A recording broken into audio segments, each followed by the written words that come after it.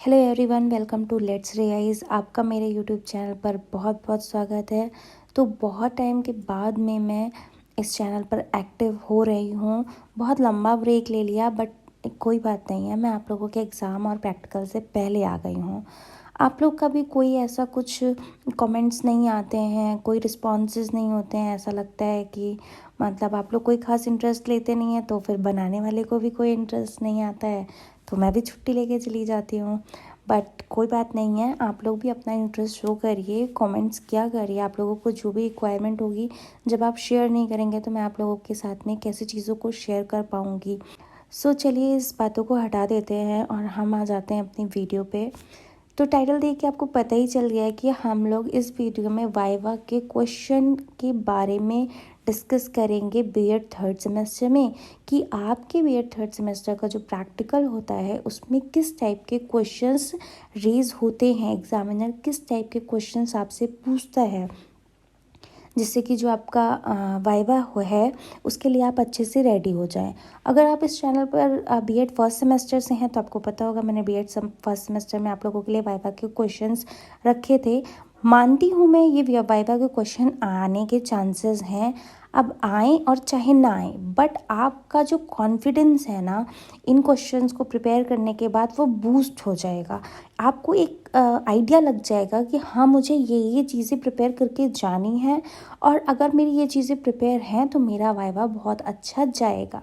ठीक है। बाकी जो मोस्ट इम्पॉर्टेंट चीज़ होती है ना प्रैक्टिकल्स वगैरह के वाइवा में, उसमें क्या होता है कि ये जो आपका वाइवा होता है ना, ये बेस्ड होता है सिर्फ आपके एग्जामिनर के मूड पे, कि उसका मूड कैसा है। अगर वो ठीक ठाक मूड में है तो वो आपको ठीक ठाक ट्रीट कर लेगा।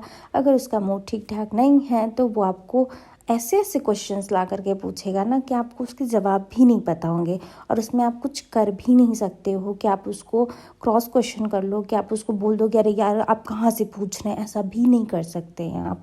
तो बस ये प्रे करिए कि आपका जो एग्ज़ामिनर आए वो अच्छा आए, बकवास एग्ज़ामिनर नहीं मिले, क्योंकि बहुत बार होता है बच्चों को ऐसे रूड टाइप के एग्ज़ामिनर्स मिल जाते हैं, तो वो बच्चों के लिए थोड़ा सा प्रॉब्लमेटिक हो जाता है।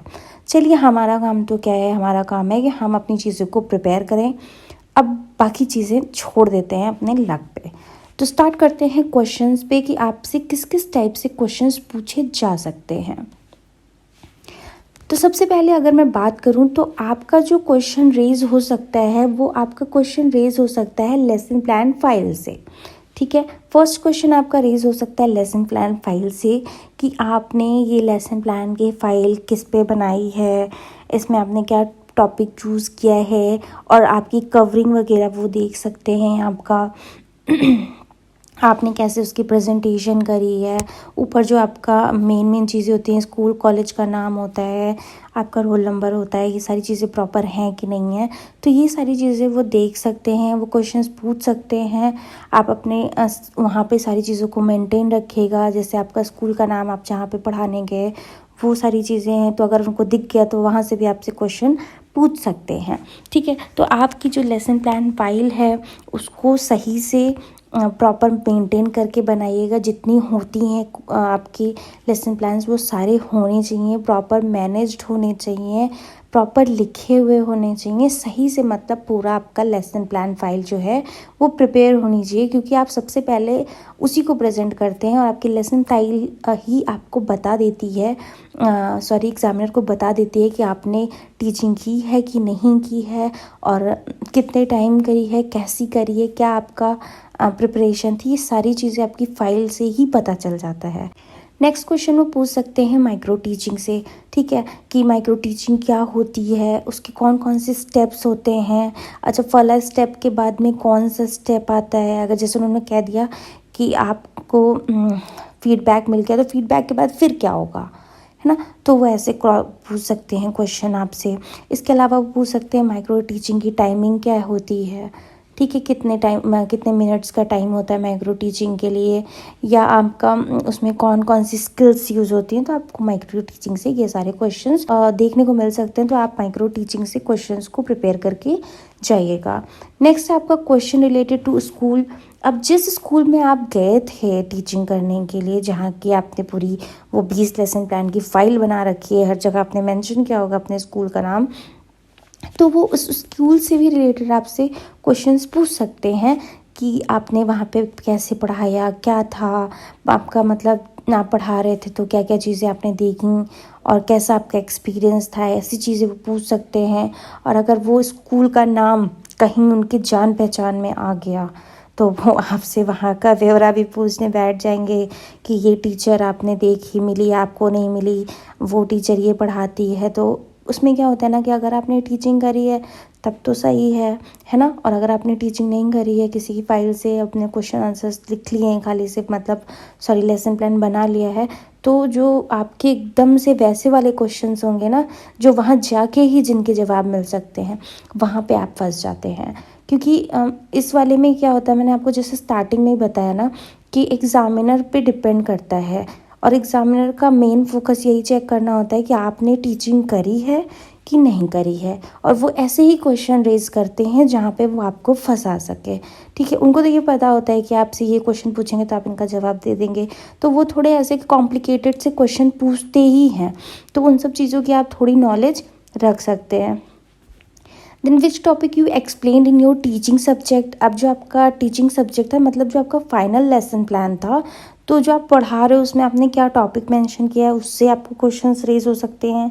प्लस वो आपसे क्या करेंगे, आप क्वेश्चन उससे तो आपसे क्वेश्चन पूछेंगे उस टॉपिक से, वो उस टॉपिक से अलग भी क्वेश्चन पूछ सकते हैं आपसे, कहीं से भी उनका क्वेश्चन हो सकता है। तो आप क्या करोगे, जो आप टीचिंग सब्जेक्ट है आपका, तो जो आप पढ़ा रहे हो, जो टॉपिक आपका फाइनल लेसन प्लान का है, उससे मतलब थोड़ा आगे पीछे की भी जानकारी कर लीजिएगा। ऐसा नहीं है कि आप जो एक पर्टिकुलर टॉपिक आपने उठाया तो बस आपको उतने की ही जानकारी है, उसके आगे पीछे की कोई जानकारी ही नहीं है।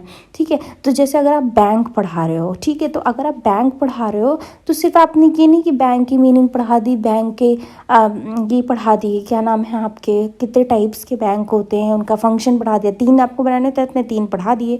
ऐसा मत करिएगा। आप बैंक के बारे में अच्छे से डिटेल निकाल लीजिएगा कि अब आपसे पूछ लेंगे कि नेशनलाइज्ड बैंक कौन कौन से थे, ठीक है, या बैंक से रिलेटेड और कोई क्वेश्चन पूछ लिया आपसे, तो वहाँ पे वो आपको फंसा ले जाएंगे। तो जो भी है आपका सब्जेक्ट, जो भी आपका फाइल है, मतलब फाइनल लेसन प्लान का, उसको थोड़ा मजबूत रखिएगा। Then question related to your teaching subject. अब जैसे आपका टीचिंग सब्जेक्ट कॉमर्स है ना, तो वो कॉमर्स से आपसे कहीं से भी कोई भी क्वेश्चन पूछ लेंगे, क्योंकि उनको पता है कि आप तो इसी के स्टूडेंट थे और यही आपने इतने दिन से पढ़ा रहे हो आप जा करके, तो आपको तो इसमें से क्वेश्चंस आते ही होंगे। तो वो आपसे रैंडम आपके टीचिंग सब्जेक्ट से भी क्वेश्चन पूछ सकते हैं। ठीक है, तो आप, और इसमें फिर वो पता है ना, ऐसा करते हैं कि मतलब आपने नहीं पढ़ा है, आपको अपने सब्जेक्ट का नहीं आता है, कैसे नहीं आता है, क्यों नहीं आता है, और आप इसके टीचर बनेंगे फ्यूचर में जा करके, तो आपको अपनी टीचिंग सब्जेक्ट की नॉलेज होनी चाहिए। Then question related to teaching aid. अब जो आप टीचिंग एड लेके गए होंगे, जैसे आपका रियल लाइफ ऑब्जेक्ट हो गया, आपका प्रोजेक्ट हो गया, आपका जो चार्ट पेपर्स आप लेके गए हैं वो, कि ये किसने बनाया, आपको कितने टाइम में आपने बनाया है, ठीक है, क्यों बनाया है, क्या पर्पस होता है टीचिंग एड को बनाने का, और क्या आप इसके थ्रू एक्सप्लेन करना चाहते हैं, ये सारी चीज़ों को वो पूछ सकते हैं टीचिंग एड के थ्रू। ठीक है, आप टीचिंग एड में, अब जैसे आपने टीचिंग एड में आपका पॉइंटर है, डस्टर है, तो वो उससे भी क्वेश्चंस रेज कर सकते हैं। बट इसके लिए मैं आपको नेक्स्ट वीडियो दूंगी कि यहाँ से आपका कोई क्वेश्चन कैसा कैसा बन सकता है पॉइंटर और डस्टर से, उसमें से भी वो क्वेश्चंस निकालते हैं। ठीक है, तो वो क्वेश्चंस के लिए मैं आपको दूसरी वीडियो दूंगी। यहाँ पे मैं दूसरी चीज़ों की बातें कर रही हूँ, तो इसलिए वहाँ पे मैंने इस तरह के क्वेश्चंस नहीं आपके सामने शेयर किए हैं। वहाँ पे मैं क्वेश्चंस भी करूँगी वैसे, तो वहाँ पे उसके आंसर्स भी दे दूँगी। ठीक है, तो ये कुछ क्वेश्चंस थे जो आपके टीचिंग एड से आपके पूछे जा सकते हैं। नेक्स्ट है आपका which skill you should use before explaining your topic. ये तो इन लोगों का बताया क्या होता है, एक सबसे ज़्यादा पूछा जाने वाला क्वेश्चन होता है। अगर ये पूछते हैं ना, तो जैसे जो लोग होते हैं जिन्होंने लेसन प्लान नहीं बनाया होता, जिन्होंने टीचिंग नहीं करी होती, तो वो लोग इन सब चीज़ों में कंफ्यूज हो जाते हैं कि आप मतलब अपना टॉपिक एक्सप्लेन करने से पहले आप कौन सी स्किल का यूज़ करते हो, या टॉपिक एक्सप्लेन करने से पहले आप क्या करेंगे। तो क्या होता है कि जो बच्चे नई टीचिंग कर रहे होते हैं उन्हें पता ही नहीं होता कि हम पहले इंट्रोडक्शन कर पूछते हैं, इंट्रोडक्टरी क्वेश्चंस पूछते हैं, तो वो ये चीज़ को बता ही नहीं पाते। वो क्या करते हैं, जाते हैं और उनको मालूम ही नहीं होता है तो वो कहाँ क्वेश्चन रेज कर पा रहे हैं। तो वो जाते हैं अपना टॉपिक लिखते हैं फटाफट से और वहीं पे एक्सप्लेन करना स्टार्ट कर देते हैं। बस एग्जामिनर आपको यहीं से ही ये समझ जाते हैं कि इन्होंने कोई टीचिंग वीचिंग नहीं करी है। तो आपको ये स्किल्स पता होनी चाहिए कि कब कौन सी स्किल्स यूज़ होती हैं, किस लिए यूज़ होती हैं और उनको हम क्या मतलब उससे हमारा क्या रिजल्ट होता है। नेक्स्ट है which method you use to teach your subject. यहाँ मेथड नहीं लिखा हुआ है बाय मिस्टेक। तो क्या होता है आपके जो सब्जेक्ट है उसको पढ़ाने के लिए आप कौन सा मेथड यूज़ करते हैं। ठीक है, हर सब्जेक्ट को पढ़ाने के लिए डिफरेंट टाइप के मेथड्स का यूज़ किया जाता है। तो आपको पता होना चाहिए कि अगर आप कॉमर्स पढ़ा रहे हैं तो कॉमर्स कौन से मेथड से हम पढ़ा सकते हैं, मैथ्स को किस मेथड से पढ़ा सकते हैं, ठीक है, और साइंस को किस मेथड से पढ़ा सकते हैं। तो आपको ये मेथड्स पता होने चाहिए। ये तो आपको पता है कि चलिए हम जो मैथ्स है वो प्रॉब्लम सॉल्विंग मेथड से पढ़ा रहे हैं, बट प्रॉब्लम वो ये भी पूछ सकते हैं कि होता क्या है प्रॉब्लम सॉल्विंग मेथड। ठीक है, कैसे आप इसको मतलब अप्लाई करते हैं, कैसे इसमें फिर आपको क्या रिजल्ट मिलता है, ये सब करके वो आपसे क्वेश्चंस पूछ सकते हैं। देन है question related to teacher personality. अब आप इतने दिन टीचिंग करने गए, आप वहाँ पे एज अ टीचर वर्क कर रहे थे, आप पढ़ा रहे थे, तो वो आपसे पूछ सकते हैं कि आपके अकॉर्डिंग टीचर की पर्सनालिटी कैसी होनी चाहिए, उसको बच्चों को कैसे ट्रीट करना चाहिए, है ना, उसका मतलब वो कैसे हो। जैसे कि अब एक टीचर की पर्सनालिटी क्या होती है कि वो चाहे कैसा भी हो, कैसा भी उसका डे हो, बट वो क्या होता है स्टूडेंट के सामने उसको बहुत ही पोलाइट होना, उसको बहुत कामली बिहेव करना होता है। तो ये एक टीचर की पर्सनालिटी होती है। ठीक है, तो आप और चीज़ें होती हैं इसी तरीके से, तो वो सारी चीज़ें आपको बतानी है और ये आपको पता होना चाहिए क्योंकि आप एक पीपल टीचर हैं। आप आगे जा कर के फ्यूचर में एक टीचर बनेंगे तो टीचर की पर्सनालिटी के बारे में आपको बहुत अच्छे से पता होना चाहिए। Then question related to action research file. अब देखिए आपने अपनी जो लेसन प्लान फाइल दी तो उसके साथ आपने एक्शन रिसर्च की फाइल भी दी होगी। तो उसमें आपने अब देखिए अगर आपने सिर्फ दूसरी फाइल से उठा करके लिख लिया होगा तो आपको नहीं पता होगा कि एक्शन रिसर्च क्या होता है ना, और आपने लिखा क्या है। तो जैसे कि वो अगर आपसे पूछते हैं कि मतलब बताओ तुमने मतलब क्या ऐसा फेस किया था, फिर उस पर क्या एक्शन लिया था, तो आपको क्या करना होगा, आपको जो आपकी फ़ाइल की चीज़ें हैं ना वो बतानी होंगी। तो इसीलिए है कि आपने अपनी फ़ाइल में जो जो लिखा है वो आपको पता हो। और एक्सटर्नल रिसर्च फाइल में हम सारी तो चीज़ें मेंशन नहीं करते थे, कुछ ही करते हैं। तो आप अपने और भी जो चीज़ें आपने फेस करी थी बच्चों के साथ में वो भी आप शेयर कर सकते हैं यहाँ पे। देन वो थोड़ा मतलब ऐसे इधर उधर के क्वेश्चंस भी पूछ लेते हैं। ज़रूरी नहीं है कि वो आपके टॉपिक से ही पूछें या सब्जेक्ट से ही पूछें, वो थोड़े आपको इधर उधर के भी क्वेश्चन पूछ सकते हैं। ये तो एग्जामिनर पे होता है। जैसे कि हम कह सकते हैं कि वो आपसे ऐसे क्वेश्चन पूछ सकते हैं कि why you have choose in B.ed after any other degree. जैसे आपने कहा मैंने B.Tech कर रखा था, है ना, या कुछ और ऐसा कर रखा था जिसका मतलब साइड जा कर के B.Ed से नहीं मैच करता है। तो वो आपसे कहेंगे कि आपने फिर इस चीज़ के बाद आप ये तो कर सकते थे ना, जैसे B.Tech के बाद आप M.Tech कर सकते थे, तो आपने क्यों चूज़ किया B.Ed की डिग्री। तो इन सब चीज़ों के लिए आप रेडी रहिएगा कि आपको यहाँ पे क्या रिस्पॉन्स करना है। Then question related to subject and files of third semester. इसके अलावा लास्ट में जो मैं बोलूँगी कि वो जो थर्ड सेमेस्टर से रिलेटेड जितनी भी आपकी फ़ाइल बनी होंगी, जो भी सब्जेक्ट्स होंगे, उनसे भी क्वेश्चंस वो पूछ सकते हैं कि आपने ये सब्जेक्ट पढ़ा, ठीक है, तो इस सब्जेक्ट में कौन ये वाला था कि नहीं था, ये वाला टॉपिक था कि नहीं था, अगर ये टॉपिक था तो उस टॉपिक में क्या था, आप उससे क्या समझते हैं, ठीक है। या आपसे B.Ed फर्स्ट सेमेस्टर या सेकेंड सेमेस्टर के भी किसी भी सब्जेक्ट का कोई भी टॉपिक के बारे में वो आपसे पूछ सकते हैं, ठीक है। तो बाकी तो ये आप पे डिपेंड करता है ना कि आप कितना प्रिपेयर हैं अपने के लिए और आपको कितना आता है। तो अगर आप प्रिपेयर्ड हैं, आप सीरियसली B.Ed कर रहे हैं तो आप प्रिपरेशन अपनी करके जाइए, तो क्वेश्चंस आप रेडी करिए इतने के लिए, मतलब आप प्रिपेयर रहिए मेंटली कि आपसे ये चीज़ें पूछी जा सकती हैं। और अगर आप ज़्यादा टेंशन नहीं ले रहे हैं तो चिल मारिए, फिर क्या ही फ़र्क पड़ता है यार, वो कुछ भी पूछ रहे होंगे आपसे, आप नहीं आता आपको तो नहीं आता है, ठीक है ना।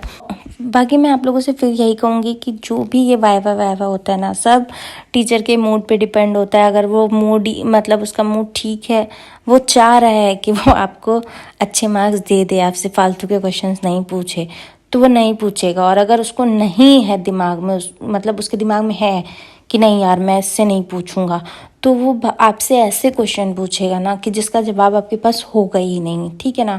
इस वीडियो के बाद में मैं एक और वीडियो लेकर के आऊँगी जो कि आपके फिर B.ed 3rd सेमेस्टर के वाइवा से रिलेटेड होगी, जहाँ पे मैं आपको बताऊँगी कि आप अपने वाइवा के लिए जब जाते हैं तो वहाँ पे और आपसे क्या क्या क्वेश्चंस पूछे जा सकते हैं और आप उनका किस तरह से रिस्पॉन्स करेंगे, आपको कैसे कैसे वहाँ पे बिहेव करना है। क्योंकि जो बच्चों ने अभी मतलब अटेंड नहीं करी हैं क्लासेस, उनको नहीं पता है कि हमें कैसे खड़े होना होता है, कैसे चीज़ों को मतलब जो हमारी टीचिंग एड्स हैं उनको प्रेजेंट करना होता है, कुछ चीज़ें उनको नहीं पता होती हैं। तो इन सब चीज़ों को भी ले करके मैं पूरी वीडियो बनाऊँगी, जिससे कि आप लोग जब वाइवा के लिए जाएँ ना तो फुल्ली प्रिपेयर्ड रहें, ऐसे कुछ अनअवेयर से ना रहें कि अरे मुझे तो पता ही नहीं था कि ये चीज़ें भी होनी थी इस वाले एग्ज़ाम के लिए और हमें जानकारी में नहीं थी। तो मेरे होते हुए तो ऐसा हो ही नहीं सकता कि आपको कोई चीज़ पता ना हो, आप एकदम ब्लैंक से चले जाओ पेपर देने। तो उसके लिए आप रेडी रहिए, जल्दी ही मैं आपको वो वीडियो भी दे दूँगी। तब तक के लिए आप इतनी चीज़ों की प्रिपरेशन करिएगा। सो फिर मिलते हैं नेक्स्ट वीडियो में। Bye bye.